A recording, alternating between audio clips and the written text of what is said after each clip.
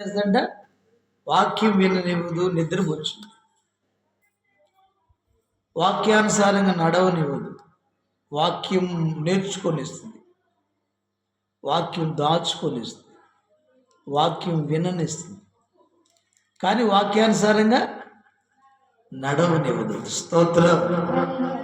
దేవుడు కోరుకునేది ఏంటంటే వాక్యం వినాలి అంటాడు, చదవాలంటాడు, నేర్చుకోవాలంటాడు, దాచుకోవాలంటాడు. నెక్స్ట్ ఏమంటాడు? నడవాలి వాక్యానుసారంగా. అంటే వాక్యానుసారంగా నడవడం అర్థమైందమ్మా ఏంటంటే ఎలా నడవాలి, వాక్యం ఎలా చెప్పిందో, ఏం చెప్పిందో, యేసయ్య ఏం చెప్పాడో, లేఖనాలు ఏం చెప్తున్నాయో అలాగ మనం వాటి ప్రకారం నడుచుకోమని దేవుడు చెప్తాడు. సాతాను ఏం చేస్తాడు? ప్రార్థన పోనిస్తాడు, వాక్యం విననిస్తాడు, పాటలు పాడనిస్తాడు, వాక్యం నేర్చుకోమంటాడు, దాచుకోమంటాడు. ఆ తర్వాత నువ్వు నడవద్దంటాడు. స్తోత్రం. నడవద్దుగా, నడవనివ్వడు. వద్దని చెప్పడం కాదు, అసలు నీ ప్రవర్తనలోనే నడవనీయకుండా చేస్తాడు. కాబట్టి దేవుడు చేసే పని మనల్ని పాపం చేయించి, ఆ పాపం ద్వారా మనకు మరణాన్ని తీసుకొచ్చి,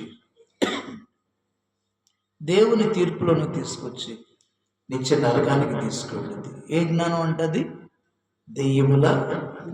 దెయ్యముల జ్ఞానం ఏంటంటే అది లోక సంబంధమైన జ్ఞానం, లోక సంబంధమైన జ్ఞానం.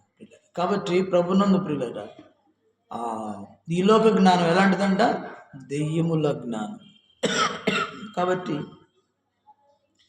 మనుషులందరూ ఈ లోక సంబంధమైన జ్ఞానం కోసం, జ్ఞానార్జన కోసం, జ్ఞానాన్ని సంపాదించుకోవడానికి కలిసి ఖండాలు దాటిపోతూ ఉన్నారు విద్య చదువుకోవటానికి. వాళ్ళు విద్య నేర్చుకున్న తర్వాత ఆ విద్య దేనికి ఉపయోగపడుతుంది?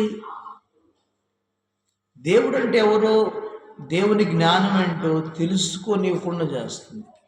తెలుసుకోవాలి కదా. అంతా వాళ్ళు పండితులైన తర్వాత, మంచి చదువులైన తర్వాత, మంచి ఎడ్యుకేషన్ చేసిన తర్వాత వాళ్ళకి మంచి జ్ఞానం రావాలి.